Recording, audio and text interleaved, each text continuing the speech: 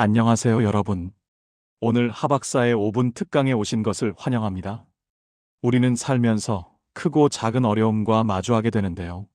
오늘 이 자리에서는 그러한 증상들을 단순히 없애는 것을 넘어 우리의 삶을 더욱 풍요롭게 만들 수 있는 의미요법 개입의 4단계에 대해 함께 이야기 나누고자 합니다. 보시는 것처럼 증상을 넘어 의미로 나아가는 4단계의 흐름을 한눈에 볼 수 있도록 준비했습니다. 반성 제거, 태도 수정, 증상 감소, 그리고 의미 지향. 이 네 가지 단계가 어떻게 유기적으로 연결되어 우리에게 새로운 삶의 지평을 열어줄 수 있는지 지금부터 자세히 살펴보겠습니다. 오늘 우리가 함께 살펴볼 이 4단계는 단순한 문제 해결을 넘어 삶의 진정한 의미를 발견하고 확장하도록 돕는 강력한 개입 지도입니다.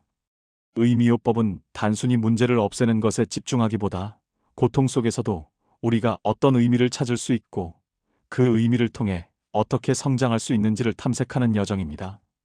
각 단계는 서로 단절된 것이 아니라 하나의 아름다운 여정처럼 긴밀하게 연결되어 있습니다. 첫 번째는 반성 제거를 통해 증상으로부터 나 자신을 분리하고, 두 번째 태도 수정으로 고통을 바라보는 시각을 전환합니다. 그리고 세 번째 증상 감소를 통해 삶의 주도권을 되찾고, 마지막 네 번째 의미 지향으로 우리의 가치와 목적에 에너지를 집중하게 됩니다. 핵심 메시지는 분명합니다. 이 네 단계는 단절된 과정이 아니라 하나로 연결된 의미의 여정이라는 것입니다. 이 여정을 통해 여러분은 삶의 어떤 어려움 속에서도 자신만의 의미를 찾아나갈 수 있을 것입니다. 자, 그럼 첫 번째 단계인 반성 제거에 대해 깊이 들어가 볼까요? 반성 제거는 영어로 디리플렉션이라고 합니다. 이 단계의 가장 중요한 목표는 바로 증상이 곧 나 자신이다라는 동일시에서 벗어나 내담자를 분리하는 것입니다. 우리는 불안하거나 우울할 때 그 감정 자체가 나라고 착각하기 쉽습니다. 하지만 핵심은 바로 이것입니다. 증상은 우리가 관찰하고 다룰 수 있는 대상일 뿐, 나라는 존재는 그 증상보다 훨씬 더 크고 다면적이라는 사실입니다. 이 단계를 통해 우리는 증상과 나 사이의 심리적인 공간을 만들게 됩니다. 이 공간은 다음 단계인 태도 수정으로 나아가기 위한 매우 중요한 발판이 됩니다. 예를 들어 볼까요? 여러분이 불안감을 느낄 때 이렇게 생각해 보세요. 불안은 당신의 일부일 뿐, 당신 자체는 아닙니다. 불안을 관찰하는 당신이 더 중요합니다. 이렇게 증상을 객관적으로 바라보는 연습을 통해 우리는 증상에 휘둘리지 않고 주체적으로 삶을 이끌어갈 힘을 얻게 됩니다. 이제 두 번째 단계인 태도 수정, 즉 애티튜드 모디피케이션입니다.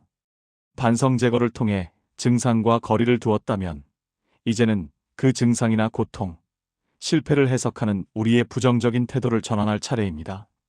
우리는 흔히 특정한 사건에 대해 고정된 시각, 즉 프레임을 가지고 있는데요. 이 단계에서는 다른 시각을 열어주는 질문들을 통해 의미를 발견할 가능성을 확장시킵니다. 예를 들어, 왜 나에게 이런 일이 일어났을까? 라는 질문 대신 이 실패를 통해 나는 무엇을 배울 수 있을까? 와 같은 질문을 던지는 것이죠. 이러한 대화 촉진 질문은 우리가 고통 속에서도 성장과 배움의 기회를 발견하도록 돕습니다. 결과적으로 우리는 더 나은 태도를 의식적으로 선택하게 되면서 삶에 대한 책임감이 강화되고 문제 해결의 주체로서 우뚝 설 수 있게 됩니다.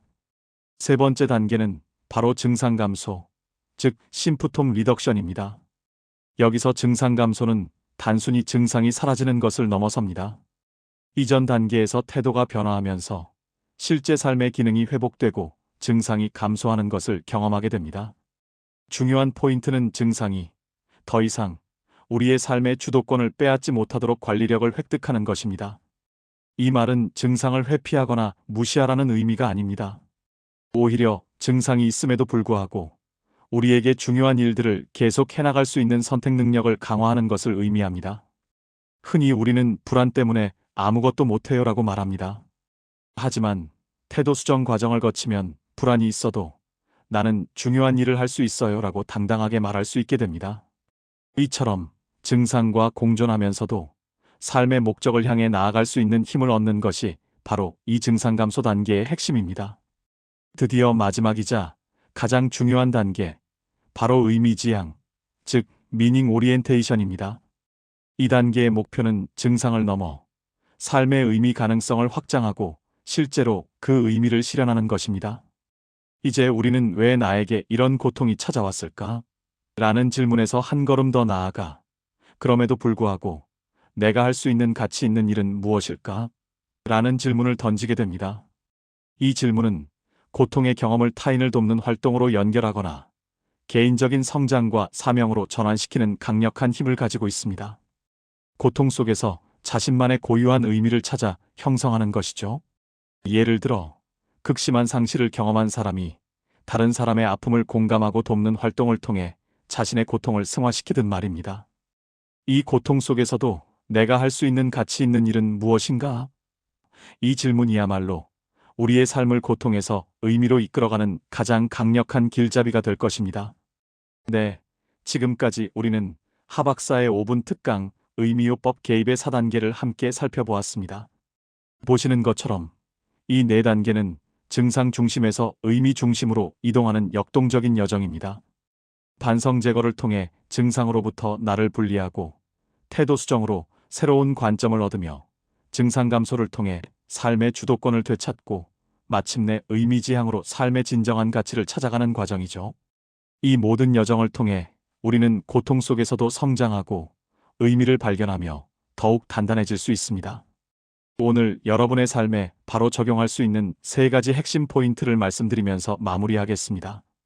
첫째, 증상과 자아를 분리해서 관찰자 자리를 확보하세요. 둘째, 태도, 즉 해석을 바꾸면 행동 선택이 가능해지고 삶의 기능이 회복됩니다. 마지막으로 삶의 에너지를 가치와 목적을 향해 재배치하는 것에 집중하세요. 여러분의 삶에서 의미를 찾아가는 아름다운 여정을 응원합니다. 경청해 주셔서 감사합니다. 문의하실 내용이 있으시면 라이프라인 의미상담연구원 010-6318-8570으로 전화 주시거나 이메일 shha60@한메일.com으로 연락 주시길 바랍니다.